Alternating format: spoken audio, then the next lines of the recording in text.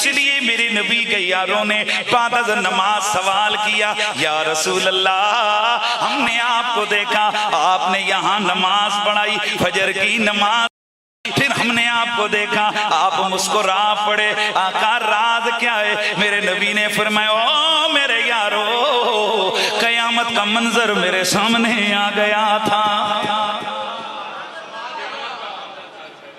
ओ भाई मेरे, कल यहां कौन बैठा होगा आप आज देख सकते हैं, क्योंकि मेरे और आपके देखने के लिए किसी भी चीज का वजूद में यहाँ ऑन दी स्पॉट होना, खारिज में होना जरूरी है। पर देखना, लोग कहते हैं नबी की नजर, नबी अभी क़यामत हुई नहीं और क़यामत का मंजर नबी के सामने पहले से आ रहा है। मेरे आका सैयदे कोनैन ने फरमाया, मेरे यारों, मैंने क़यामत का मंजर देखा, एक बंदा अल्लाह के दरबार में पेश किया जा रहा है। जब अल्लाह के दरबार में पेश होता है, वो अपने गुनाहों पर नादिम होता है। वो दिल में जब उससे सवाल किया जाता है, ए मेरे बंदे, क्या तूने ये गुनाह किया? वो दिल में कहते, लो हम पकड़े गए। लेकिन अल्लाह रब्बुल इज्जत उससे पहले छोटे गुनाह पूछेगा। तवज्जो है सबकी? अल्लाह रब्बुल इज्जत पहले उससे छोटे गुनाह पूछेगा, ये गुनाह किया तूने? वो डर डर के कहेगा जी, और दिल उसका अंदर से धड़केगा कि अब बड़े का पूछेगा अल्लाह, अब अल्लाह बड़े का पूछेगा। अल्लाह करे ना पूछे, अल्लाह जी ना पूछे, ना हाय हाय, मैं समझ रहे हैं? अल्लाह अकबर। मेरे नबी ने फरमाया, मेरे यारो, अल्लाह रब्बुल इज्जत ने जब उससे पूछा, बताइए गुनाह किया? जी मालिक किया। अब वो डर रहा था कि लो अब हम जहन्नुम में गए, अल्लाह करे मुझसे बड़े गुनाह के बारे में सवाल ना किया जाए। मेरे नबी ने फरमाया, लेकिन इतने में मेरे गुलामों, उसका फैसला बदल गया। रब ने फरमाया, मेरे बंदो, जितने इस मेरे बंदे, मेरे फरिश्तों, जितने मेरे इस बंदे के गुनाह हैं, उतनी इसके नामा अमाल में नेकियां लिख डालो। वो तवज्जो आई है? अल्लाह ताला ने पूछा, वो ये की है? जी की है। दिल डर रहा है, अल्लाह करे बड्डे ना पूछे जान, लेकिन अचानक फैसला हो गया, चलो ठीक है, जितने इसके गुनाह है ना उतनी उसकी। अब जो मैं बात आपके सामने बताने लगा हूं, आपको बड़ी मजा देने वाली है कि हुजूर क्यों मुस्कुराए थे, बड़ी बात मजा देने वाली है। मेरे नबी ने फरमाया, मेरे यारो, जब उसके सामने नामा अमाल आया, उसके गुनाहों की जगह नेकियां लिखी हुई हैं, और वो देख कर कहते, अल्लाह जी मेरा बड़ा गुनाह भी सी। आपको नहीं समझ आई? आपको नहीं समझ आई?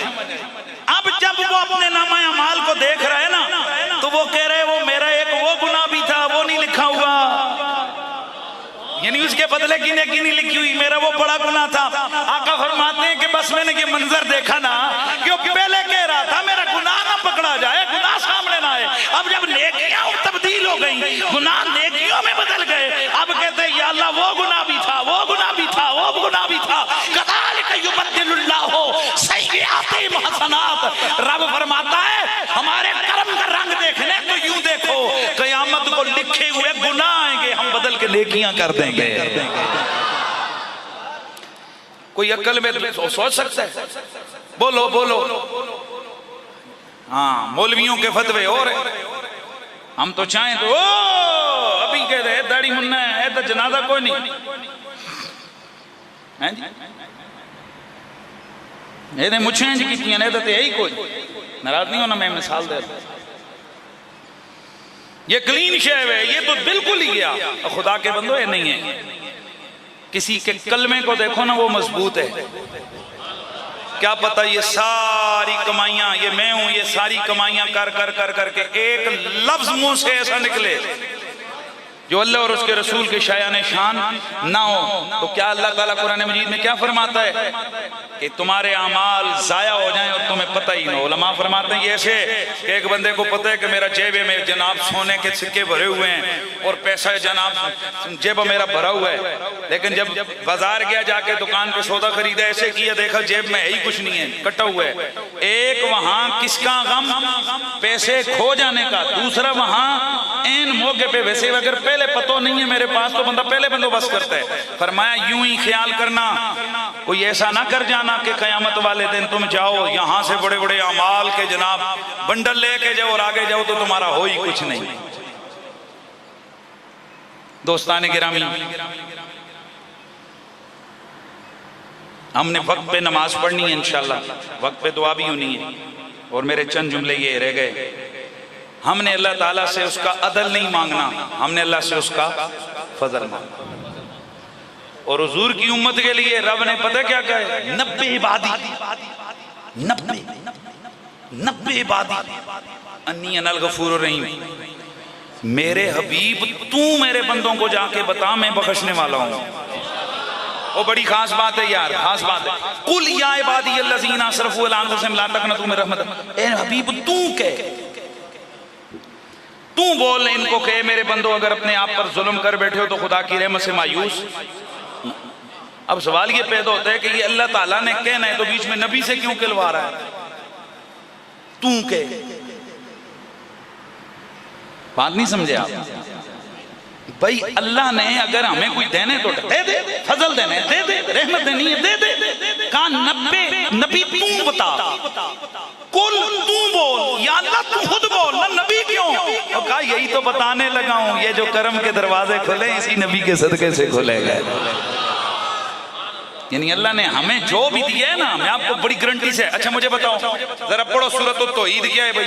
कुल हुवल्लाहु अहद, बोलो क्या पढ़ते हो? यही पढ़ते हो, कुल हुवल्लाहु अहद। नबी तू के अल्लाह है के? अच्छा नबी के अल्लाह है के? अल्लाह तू खुद नहीं है? कुछ समझो यार। इसलिए उलमा फरमाते हैं अल्लाह अपना एक को नबी बयान करता है, बीच में नबी को रख के करता है कि बंदे को पता लगे कि मैं ऐलान तौहीद अपने नबी की जुबान से करवा रहा हूं। इसी तरह वो अपनी रहमत के ऐलान करवाता है तो नबी की जुबान से करवाता है, वो फजल और कर्म के ऐलान करवाता है तो नबी की जुबान से करवाता है, ताकि पता लग जाए कि ये कर्म के दरवाजे अगर मुझ पे खुले तो मोहम्मद के कलमे के सदके से खुले। सुभान अल्लाह की आवाज आ जाए, हुजूर के कलमे की वजह से खुले। अब बताओ यार, दिल कुछ छोटा होया कोई नहीं कि यार असि कलमे वाले हैं भाई। बोलो जो जो अपने अमल पे जिनको तस्बीहों पे नाज है वो नहीं बोलो, और जिन्हें हुजूर के कलमे पे नाज है वो जरा सुभान अल्लाह की आवाज है। मेरे नबी ने फरमाया मेरी उम्मत को मायूस ना करो, और आज हम सबसे ज्यादा मायूसी फैला रहे हैं। और मैं तो रहमत की बात अक्सर करता हूँ, क्यों पता है? एक हदीस शरीफ पढ़ी उसके बाद अक्सर ही करता हूँ। हुजूर फरमाते हैं क़यामत का दिन होगा, खतीब को जहन्नम में ले जाया जा रहा होगा। वो फरिश्तों ये से किधर ले जा रहे हो? या अल्लाह ये गुनाहगार है। क्या ये वही नहीं है जो मेरी रहमत के किस्से लोगों को सुनाता था?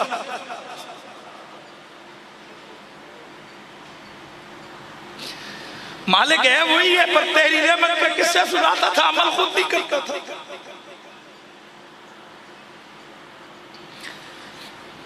नया फरमाते अल्लाह ताला फरमाएगा ओ मेरे फरिश्तों मुझे हया आती है ये लोगों को मेरी रहमत के किस्से बताए और मैं इसे जन्नत में भेजूं, जाओ मेरी रहमत की वजह से इसे भी जन्नत में लेके जाओ।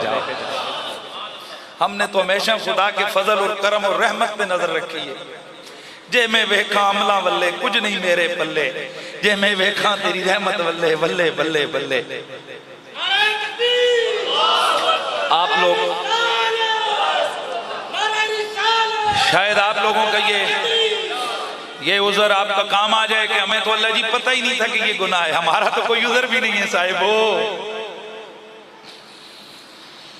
हमारा तो कोई उज़र भी नहीं है। हमने तो मदरसों में पढ़ा है, हमने तो अरबियां पढ़ी हैं, हमने तो बुखारियां पढ़ी हैं, हमने तो सब कुछ पढ़ा हुआ है, फिर भी अमल कोई नहीं है, फिर भी नेकियां कोई नहीं है। अब तो गए ना रगड़े में आ गए, पर जे में वेखा अमला वल्ले कुछ नहीं मेरे पल्ले, ओ जे में वेखा तेरी रहमत वल्ले बल्ले बल्ले बल्ले।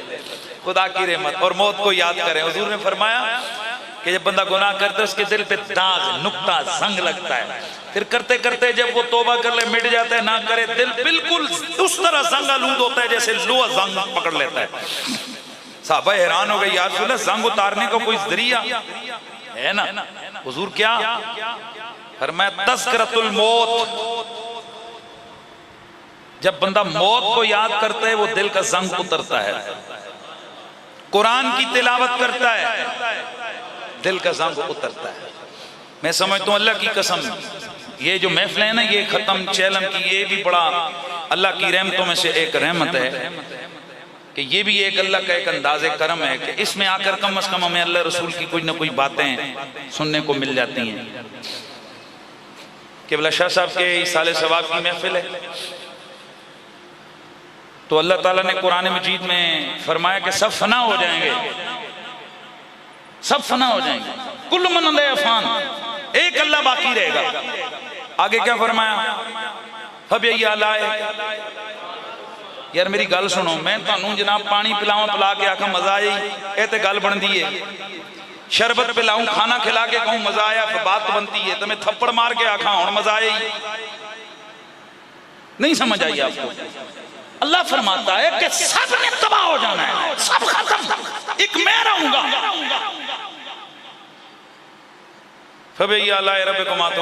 अल्लाह की कौन कौन सी नेमतों को जुटलाओगे? ये अल्लाह हमारी मौत का बयान कर रहा है, हमारे फना होने को बयान कर रहा है, कह रहा है तुमने मिट जाना है, फिर इसमें हमें कह रहे कौन कौन सी नेमत को याद करोगे? हाय हाय हाय हाय हाय। मुफस्सिरीन उलमा आप फरमाते असल में बंदे मोमिन जो है ना, चूंकि उसको जो असल एवार्ड, एक मिनट, ये जो सरकारी मुलाजिम होते हैं आपको एक बड़ी उम्मीद होती है किस पर? पेंशन पे। तो पेंशन कब मिलती है? जब आप रिटायर्ड होते हो, उसके बाद एक हैंडसम अमाउंट इनको मिलती है, वो दिन जब इनकी पेंशन होती है। बताएं आपको लोग मुबारक देते हैं कि नहीं? मुबारक हो जी, बड़ी इज्जत से नौकरी की और आप पेंशन मिली है, ऐसे है ना? तो अब मसला ये है, हम हैं मुसलमान, हमने ये जो जिंदगी गुजारी है, हुजूर फरमाते हैं ये तो मेरे उम्मत के लिए कैद की जिंदगी है, ये कैद खाना है। इसे जो इनाम मिलेगा ना वो मरने के बाद मिलेगा। फरमाया कुल्लु मन लया फान, सब ने फना हो जाना है, एक रब ने रहना है। अब चूंकि जब फना हो गया, मिला क्या? फना की तय में बका का राज मुनकर है, जिसे मरना नहीं आता उसे जीना नहीं आता। ये है असल वो राज कि मुसलमान ने मरने के बाद अपने उस असल मनसब पे पहुंचना है। इसलिए मेरे दोस्तों, ये जो कलमे पे मौत आ जाए, कई ऐसे होते हैं जिन बेचारों की मौत के बाद कोई दुआ करने वाला भी नहीं होता। खुशबख्त हैं वो वालिदैन जिनकी दुआ करने के लिए औलाद है, और खुशबख्त है वो औलाद जिनकी माँ बाप ने वो तरबियत की। ये तरबियत का असर है, वरना मैंने ऐसे ऐसे घर भी देखे हैं, मैं नाम नहीं लेता। यहाँ इस्लामाबाद में एक जर्नल साहब हैं, उनका ताल्लुक खुशाब के इलाके से था, तो उनके खुद चाचे के बच्चों ने, रिश्तेदारों ने मुझे इस तरह बैठ के बताया। कहते हैं कि जैसे ही वो हजरत साहब कर्नल हुए ना, तो उन्होंने हमसे रिश्ते तोड़ दिए थे। फिर जर्नल हुए तो फिर तो सब कुछ ही टूट गया। जाहिर है जर्नल है, वो फौत हो गया। कहते हैं ज़ाहिर है हमारा चाचा था, हम लोग उधर गए तो कसम उठा के उन्होंने कहा जी कि हमारे उस जर्नल था, चाचा था, उसने पूरे लोगों से बिल्कुल रिश्ता नाता तोड़ा था। उसने बच्चे अमेरिका में पढ़ाए थे।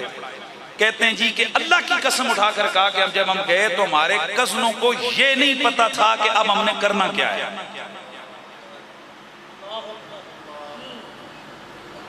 और वो बार बार कह रहे थे कि वो वाशर कहां से मिलेगा, यानी अब्बे को गुस्ल देना था ना, वो वाशर कहां से मिलेगा।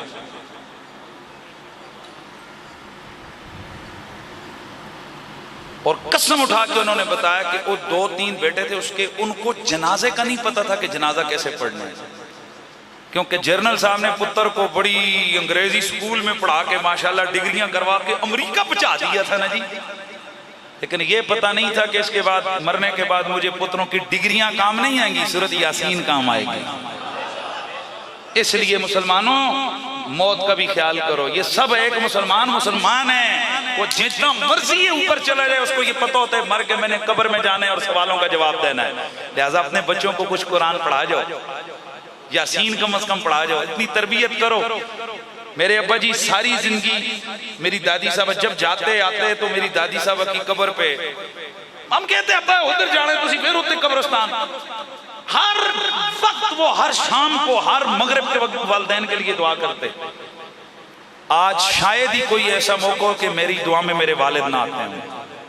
मेरे वालिद ने अपने वालिदैन के लिए दुआ करके हमें सिखाया। आप खुश नसीब हैं वो माँ बाप के जिन्होंने अपने माँ बाप के लिए दुआ की। आज उनके बच्चों को ये तरबियत है कि हमने अपने वालिदैन के लिए क्या करना है। लिहाजा आज आप अपनी औलाद के सामने ये रोल मॉडल रखें कि हम मुसलमान हैं, हमारा सब कुछ यहाँ रह जाएगा, हमारा असल मंजिल अल्लाह और उसके रसूल की बारगाह है।